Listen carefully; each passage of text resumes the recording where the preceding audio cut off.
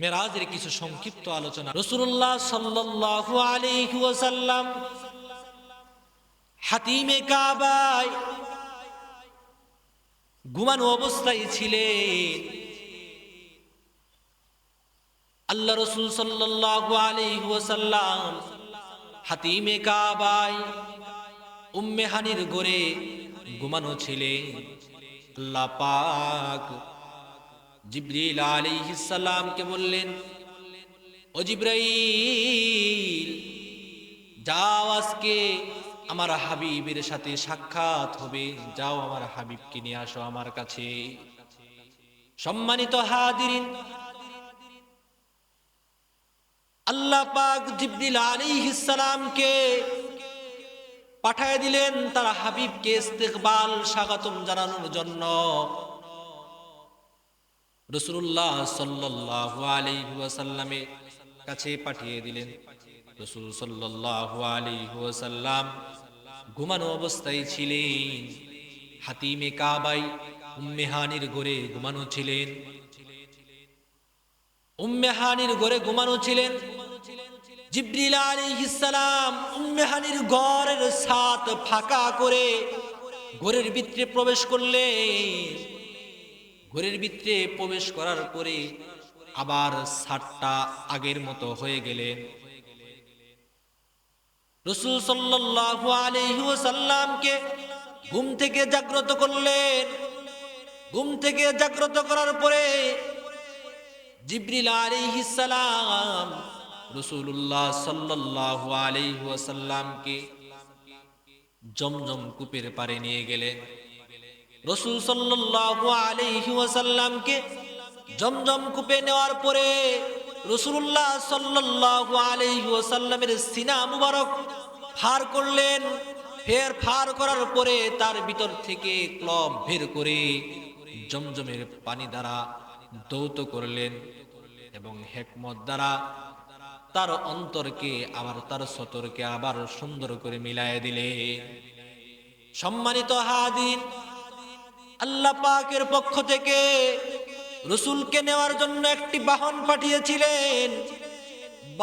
বাহনটি গাধাও ছিল না, গাধার মতো দেখতে, বড়ও ছিল না, ছোটও ছিল না, মধ্যম আকৃতির একটা প্রাণী ছিল। আমরা যাকে বুরাক বলি, যে রাসূল সাল্লাল্লাহু আলাইহি ওয়াসাল্লাম বুরাকের যুগে আল্লাহ পাকের আরশে মহল্লায় গিয়েছিলেন। সম্মানিত হাজিরিন, বাহনটি প্রস্তুত করা রয়েছে। রাসূলুল্লাহ সাল্লাল্লাহু আলাইহি ওয়াসাল্লামকে বললেন, জিবরিল আলাইহিস সালাম বললেন, ইয়া রাসূলুল্লাহ, আপনি বাহনের উপর উঠুন। সম্মানিত হাজিরিন, রাসূল সাল্লাল্লাহু আলাইহি ওয়াসাল্লামকে বাহনে উঠানোর পরে আমাদের প্রথম কিবলা ছিলেন বাইতুল মুকাদ্দাস। বাইতুল মুকাদ্দাসের দিকে রওনা করে দিলেন। এদিকে আল্লাহ পাক, আল্লাহ সুবহানাহু ওয়া তাআলা 1,24,24,000 পয়গম্বরকে ইস্তেকবাল দেওয়ার জন্য বাইতুল মুকাদ্দাসে নিযুক্ত করে রাখছেন। ও আমার নবীগণ, সবাই আপনারা বাইতুল মুকাদ্দাসে উপস্থিত হয়ে যান। আখিরি জামানার পয়গম্বর বিশ্ব নবীকে ইস্তেকবাল স্বাগতম জানানোর জন্য সবাই উপস্থিত হয়ে গেছেন। সমস্ত নবী আম্বিয়ায়ে কেরাম উপস্থিত হয়ে গেছেন। সম্মানিত হাজিরিন, রাসূল সাল্লাল্লাহু আলাইহি ওয়াসাল্লাম রাতের অন্ধকারে রাসূলুল্লাহ সাল্লাল্লাহু আলাইহি ওয়াসাল্লামের এই রাতের বেলা বাইতুল মুকাদ্দাসে পৌঁছার পরে যে জায়গায় পূর্বের যুগের নবী আম্বিয়ায়ে কেরামগণ সোয়ারি নিয়ে গেতেন, সোয়ারিকে রাখতেন, সে জায়গায় রাসূল সাল্লাল্লাহু আলাইহি ওয়াসাল্লাম ওই এক জায়গায় নির্দিষ্ট একটি জায়গা আছে, সে জায়গায় রাসূল সাল্লাল্লাহু আলাইহি ওয়াসাল্লামের সোয়ারিটাকে সেখানে বাঁধলেন। বাঁধার দ্বারা উদ্দেশ্য হলো যে আগের যুগের আম্বিয়ায়ে কেরাম নবীরা এই জায়গায় সোয়ারি বেঁধেছেন, এজন্য রাসূলুল্লাহ সাল্লাল্লাহু আলাইহি ওয়াসাল্লাম সুন্নতের উপর আমল করলেন। সম্মানিত হাজিরিন ও আমার এলাকাবাসী, যুবক বৃদ্ধ বাবারা, রাসূল সাল্লাল্লাহু আলাইহি সাল্লাম বাইতুল মুকাদ্দাস মসজিদের ভিতরে প্রবেশ করলেন। প্রবেশ করে দেখেন মসজিদের কানায় কানায় ভরপুর, কোনো জায়গা নাই। জিবরিল আলাইহিস সালাম বললেন, ইয়া রাসূলুল্লাহ, ইয়া হাবিবাল্লাহ, সামনের দিকে অগ্রসর হন। জিবরিল আলাইহিস সালাম নবী সাল্লাল্লাহু আলাইহি সাল্লামকে সামনে নিয়ে গেলেন। সামনের কাতারে দাঁড়িয়ে দেখেন কোনো জায়গা নাই, শুধুমাত্র জায়নামাজটা ফাঁকা রয়েছে। জিবরিল আলাইহিস সালাম বলেন, ইয়া রাসূলুল্লাহ, আপনি জায়নামাজের সামনে যান। জায়নামাজের সামনে গেলেন। আল্লাহ পাকের পক্ষ থেকে আসছে যে আমার হাবিব সমস্ত নবী আম্বিয়া কেরামদেরকে নিয়ে 2 রাকাত নামাজ আদায় করবে। 2 রাকাত নামাজ আদায় করবে, নবীজি ইমামতি করবে। সমস্ত নবীরা রসুলের মুত্তাকি হবে, রসুলের মুসল্লি হবে। সম্মানিত হাজিরিন এলাকাবাসী, আর রাসূলুল্লাহ সাল্লাল্লাহু আলাইহি ওয়াসাল্লাম বললেন, তাহলে আজান হয়ে যাক। জিবরিল আলাইহিস সালামকে বলা হলো, জিবরিল আলাইহিস সালাম আপনি আজান দেন। জিবরিল আলাইহিস সালাম আজানের জন্য দাঁড়ায় গেলেন। জিবরিল আলাইহিস সালাম আজান দেওয়া শুরু করে দিলেন। আল্লাহু আকবার, আল্লাহু আকবার, আশহাদু আল্লা ইলাহা ইল্লাল্লাহ, আশহাদু আল্লা ইলাহা ইল্লাল্লাহ। জিবরিল আলাইহিস সালাম আবার আযান দেওয়া শুরু করে দিলেন। আশহাদু আন্না, আশহাদু আন্না বলা মাত্রই থেমে গেছে। জিবরিল আলাইহিস সালাম বলতেছেন, এখন আমি কি বলবো? হযরত আদম আলাইহিস সালাম আছে, मूसा कलीमुल्लाह से, इब्राहिम खलीलुल्लाह से, इस्माइल ज़बीहुल्लाह से, मुहम्मदुर रसूलुल्लाह से, कार नाम निबो? সবাই এখানে। জিবরাইল আজান অফ করে দিয়েছেন। আরশের মালিক আল্লাহ জিবরিলকে জানিয়ে দিলেন, এ জিবরাইল, যে জায়গায় মুহাম্মদুর রাসূলুল্লাহ সাল্লাল্লাহু আলাইহি ওয়াসাল্লাম আছে, সে জায়গায় অন্য কোনো নাম আসতে পারে না।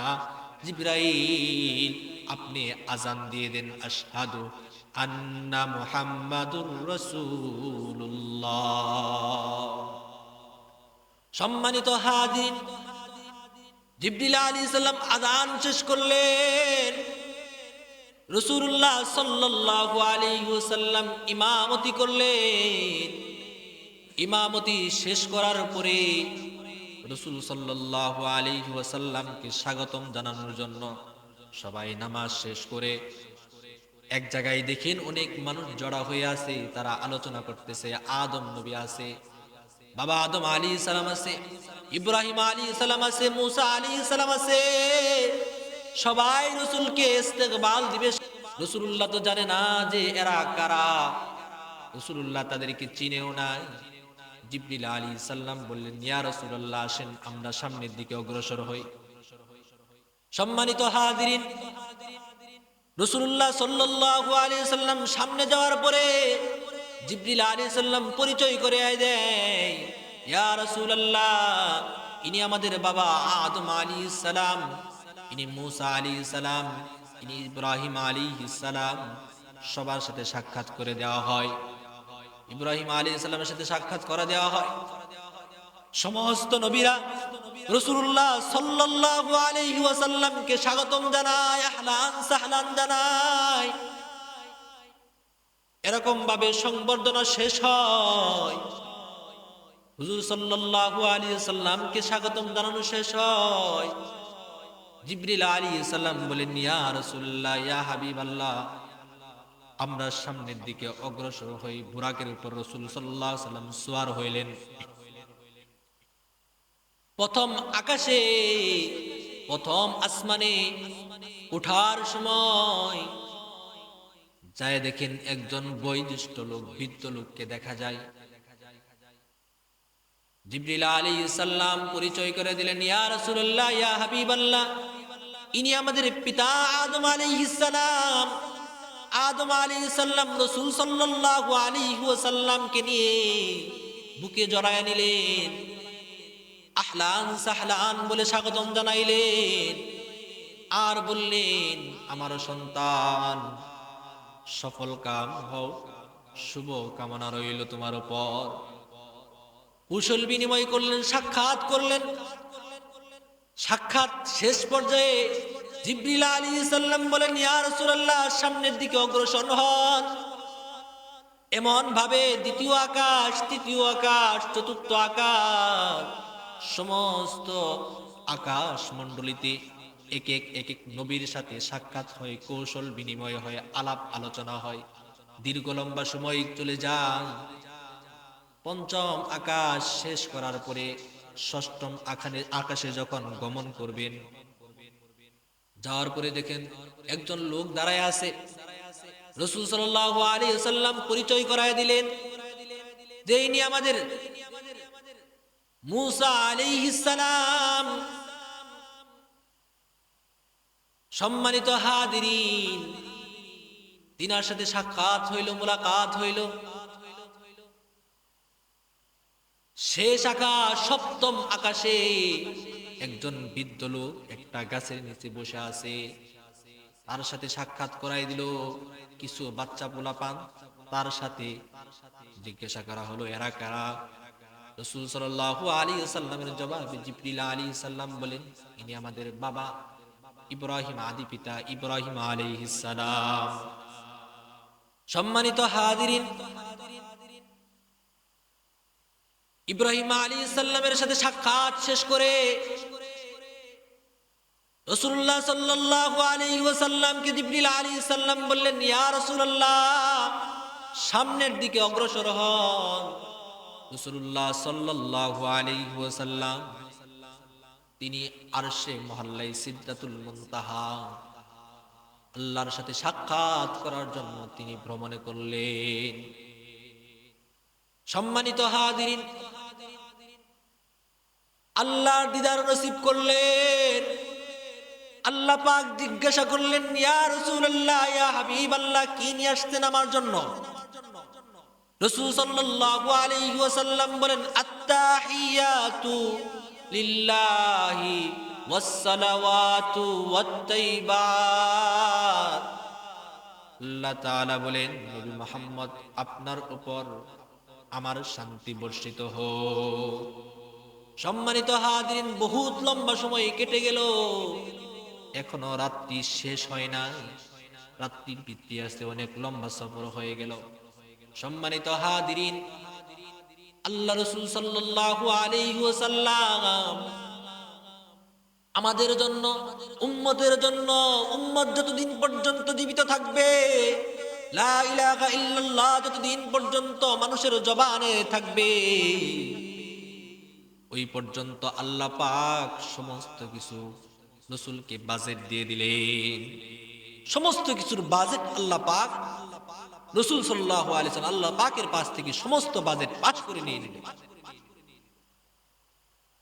সম্মানিত হাদিরিন, আমাদের দেশে তো এমন একজন এমপি সরকারের সাথে সাক্ষাৎ করবে, 10 দিন আগে থেকে পেপার পত্রিকায় আলোচনা হয়, বৈঠক করবে। আমাদের দেশের প্রধানমন্ত্রীর সাথে আমেরিকার প্রধানমন্ত্রী, এমন আমেরিকার রাষ্ট্রদূত, তারা সাক্ষাৎ করবে। 10 দিন আগে থেকেই নিউজ হয়, 5 জন 6 জন লোক সাথে বসবে, আমেরিকার প্রধানমন্ত্রীর সাথে সাক্ষাৎ হবে আমাদের বাংলাদেশের প্রধানমন্ত্রী। কিন্তু দয়াময় করুণাময় আল্লাহ সুবহানাহু ওয়া তাআলা, আল্লাহ পাক মেহেরবান খুদার সাথে আল্লাহ রাসূল সাল্লাল্লাহু আলাইহি ওয়াসাল্লামের সাক্ষাৎ হবে। কোনো আলোচনা নাই, কোনো মিডিয়া নাই। সম্মানিত হাদিরিন, আল্লাহর সাথে সাক্ষাৎ হয়ে গেল। রাসূলুল্লাহ সাল্লাল্লাহু আলাইহি ওয়াসাল্লাম তার উম্মতের জন্য বাজেট পাস করে নিলেন। পার্সোনাল বাজেট আল্লাহ পাক দিয়ে দিলেন। রাসূল সাল্লাল্লাহু আলাইহি ওয়াসাল্লাম বিশেষ করে 50 ওয়াক্ত নামাজ আল্লাহ পাক আমাদের উম্মতি মুহাম্মদী আখিরি জামানার পয়গম্বরের উম্মতকে 50 ওয়াক্ত নামাজ হাদিয়া স্বরূপ দিয়ে দিলেন। সম্মানিত হাদির, আল্লাহ পাক বললেন, ইয়া রাসূলুল্লাহ, আমার তো অনেক কিছু, আপনাকে অনেক কিছু দেখার আছে, তার মধ্যে দুইটি জিনিস দেখে যান, জান্নাত আর জাহান্নামটা তো আপনি দেখে যান ঘুরে। রাসূল সাল্লাল্লাহু আলাইহি ওয়াসাল্লাম জান্নাত দেখার জন্য যখন জান্নাতের গেটের ভিতরে যায়, জান্নাতের গেট যখন খুলে দেওয়া হলো, রাসূল সাল্লাল্লাহু আলাইহি ওয়াসাল্লাম দেখেন জান্নাতের ভিতরে কার যেন পায়ের খরমের আওয়াজ শোনা যায়, আর আওয়াজটা দেখতে অনেক পরিচিত মনে হইতেছিল, আওয়াজটা দেখে অনেক পরিচিত মনে হইতেছিল। রাসূল সাল্লাল্লাহু আলাইহি ওয়াসাল্লাম বলেন, বেলালের পায়ের আওয়াজের মতো আওয়াজ শোনা যায়। সম্মানিত হাদিরিন, বেলাল কোথায় থেকে আসলো? বেলালকে তো রেখে আসছি, বেলালের পায়ের আওয়াজের কদম শোনা যায়। সম্মানিত হাদিরিন, বেলাল কত দামি লোক! আল্লাহ পাক জান্নাতের ভিতরে মরার আগেই বেলালের পায়ের খরমের আওয়াজ জান্নাতের ভিতরে শোনা যায়। প্রশ্ন করতে পারেন, হুজুর, বেলাল তো এখনো ইন্তেকাল করে নাই, বেলালের পায়ের খরমের আওয়াজ কেন জান্নাতে শোনা যায়? আজকের মিডিয়ার যুগ, কোন মানুষ বোঝার বাকি রইবে না। আমি যদি বাংলাদেশ থেকে ফোন দিই ভিডিও কলে, আমেরিকার লোককে দেখা যায়। আমি যদি আমেরিকা থেকে বাংলাদেশে ফোন দিই, বাংলাদেশের লোককে আমেরিকায় দেখা যায়। আজকের প্রযুক্তির মাধ্যমে যদি আমেরিকা থেকে বাংলাদেশে দেখা যায়, তাহলে আল্লাহ পাক কেন বেলালকে জান্নাতের ভিতরে দেখাইতে পারে না? আল্লাহ পাক অবশ্যই পারে। তুমি আর আমি, তোমার মাথায় আল্লাহ পাক যে মেধা দিয়েছে, এই মেধার দ্বারা যদি তুমি বাংলাদেশ থেকে আমেরিকায় দেখতে পারো, আল্লাহ পাকও পারে। আল্লাহ পাকই তোমাকে মেধা দিয়েছে, আর আল্লাহ পাক পারবে না এটা হতে পারে না। আল্লাহ পাক সব কিছুই পারে। সম্মানিত হাদিরিন, আমার এলাকার যুবক বৃদ্ধ বাবারা জাহান্নাম ভ্রমণ করাইলেন। জাহান্নামী মানুষদেরকে আল্লাহ রাসূল সাল্লাল্লাহু আলাইহি ওয়াসাল্লাম দেখলেন একদল জাহান্নামীকে শাস্তি দেওয়া হচ্ছে, তার মাথার ভিতরে ধারালো অস্ত্র দিয়ে আঘাত করতেছে, মাথাগুলো দ্বিখণ্ডিত হয়ে যাচ্ছে, আবার মাথা পুনরায় লেগে যাচ্ছে, পুনরায় আঘাত করা হচ্ছে ধারালো অস্ত্র দিয়ে। এরকম ভাবে ফেরেশতারা আঘাত করতেছে, আর পুনরায় মাথা আবার আগের মতো হয়ে যাচ্ছে। রাসূল সাল্লাল্লাহু আলাইহি ওয়াসাল্লাম আরেকজন জাহান্নামীর শাস্তি দেখতেছেন, যে ফেরেশতারা এক গালকে করাত দিয়ে, ডান পাশের গাল করাত, ধারালো করাত দিয়ে কাটতেছেন, আবার জোড়া হয়ে যাচ্ছে। বাম পাশের গালকে ধারালো করাত দিয়ে কাটতেছে, আবার জোড়া হয়ে যাচ্ছে। সম্মানিত হাদিরিন, রাসূলুল্লাহ সাল্লাল্লাহু আলাইহি ওয়াসাল্লাম আরেক দল জাহান্নামীদেরকে দেখতেছেন রক্তের সাগরের ভিতরে হাবুডুবু খাচ্ছে, সাঁতার কাটতেছে। সাঁতার কাটতে কাটতে ধার প্রান্তে যখনই আসে, তখনই ফেরেশতারা অনেক ভারী ভারী পাথর দিয়ে মাথার ভিতরে আঘাত করতেছে, ঢেল দিতেছে। যখনই তারা পারে চলে আসে, সাঁতার কাটতে কাটতে যখন পারে চলে আসে, জাহান্নামী ফেরেশতারা জাহান্নামী পাথর দিয়ে মাথার ভিতরে আঘাত করতেছে। আঘাত করার মাধ্যমে আবার ওই নদীর ভিতরে, সাগরের ভিতরে চলে যায়, রক্তের সাগরের ভিতরে চলে যায়, নদীর ভিতরে চলে যায়। জাহান্নামীরা এইভাবে সাঁতার কাটতেছে। প্রশ্ন করা হলো, যে প্রথম ব্যক্তি যার মাথার ভিতরে ধারালো অস্ত্র দিয়ে আঘাত করা হইতেছে, এ ব্যক্তির শাস্তির কারণ কি? রাসূলুল্লাহ সাল্লাল্লাহু আলাইহি ওয়াসাল্লাম উত্তর পেয়ে গেলেন, এরা ওই সমস্ত লোক যারা আল্লাহ পাকের হুকুম বিধান দিয়েছিল, তারা সময় মতো নামাজ পড়ে নাই। আল্লাহ পাক এই জন্য নামাজের শাস্তির কারণে তাদের মাথার ভিতরে আঘাত করতেছে। দ্বিতীয় জাহান্নামী ফেরেশতারা করাত দিয়ে যাদের গাল কাটতেছে, ডান পাশের গাল বাম পাশের গাল কাটতেছে, জিজ্ঞাসা করা হলো এরা কি করেছিল, কি পাপ করেছে, কি গুনাহের কাজ করেছে। রাসূলুল্লাহ সাল্লাল্লাহু আলাইহি ওয়াসাল্লামকে ওই সমস্ত জাহান্নামীদের শাস্তির কথা বর্ণনা করেন। তারা দুনিয়ার বাড়িতে মানুষের গীবত শিকায়ত করত, এজন্য তাদেরকে এই শাস্তি দেওয়া হয়। তৃতীয় যে সমস্ত লোককে দেখা হয়েছিল, আল্লাহ রাসূল বলেন এরা কোন সমস্ত লোক যারা রক্তের সাগরের ভিতরে সাঁতার কাটতেছে। আল্লাহ রাসূল সাল্লাল্লাহু আলাইহি ওয়াসাল্লামকে বলা হলো ইয়া রাসূলুল্লাহ, এরা ওই সমস্ত লোক যারা দুনিয়ার বাড়িতে সুদি কারবারি করত, সুদ খাইত। সুদখোরের শাস্তি হলো তারা রক্তের সাগরের ভিতরে সাঁতার কাটতে থাকবে। আল্লাহ পাক যেটাকে হারাম করেছে, হারাম জিনিসকে হালাল মনে করে আল্লাহ পাক ওই সমস্ত জাহান্নামীদেরকে রক্তের সাগরের ভিতরে এরকম ভাবে চুবাইতে থাকবে, আবুল খাইতে থাকবে। সম্মানিত হাজিরিন, রাসূল সাল্লাল্লাহু আলাইহি ওয়াসাল্লাম জান্নাত জাহান্নাম ভ্রমণ করা শেষ করে এখনো রাত্রি শেষ হয় নাই। রাসূল সাল্লাল্লাহু আলাইহি ওয়াসাল্লাম ভ্রমণ শেষ করে যখন এরকম ভাবে ষষ্ঠ আকাশে আসবেন, 6 নম্বর আকাশে আসলেন, আবার যখন ফিরে আসতেছেন আবার সাক্ষাৎ করে করে আসতেছেন। পথের মধ্যে হযরতে মূসা আলাইহিস সালামের সাথে সাক্ষাৎ হয়। মূসা আলাইহিস সালাম বলে ইয়া রাসূলুল্লাহ, ইয়া হাবিবাল্লাহ, আল্লাহ পাকের দরবার থেকে কি হাদিয়া পেলেন? রাসূল সাল্লাল্লাহু আলাইহি ওয়াসাল্লাম বলে নবী গো, যা আমার উম্মতের চাহিদা, যত কিছুর প্রয়োজন মাওলা পাকের কাছ থেকে সমস্ত কিছুর বাজেট পাস করে নিয়েছি। নবী বলেন, মূসা আলাইহিস সালাম বলেন হে নবী আর কি দিয়েছে বলেন তো? ওই কি আছে পার্সোনাল একটা জিনিস দিয়েছে, দেখানো যাবে না? নবী আলাইহিস সালামকে বলে হে নবী দেখান আমাকে একটু কি পার্সোনাল জিনিস দিয়েছে। সম্মানিত হাজিরিন, পার্সোনাল জিনিসের কথা জিজ্ঞাসা করতে গিয়ে বলেন নবী আমার পার্সোনাল জিনিস হিসেবে আল্লাহ পাক আমাকে দিয়েছেন 50 ওয়াক্ত নামাজ। এই উম্মতকে 50 ওয়াক্ত নামাজ দিয়ে দিয়েছে, আমি এটা নিয়ে চলতেছি।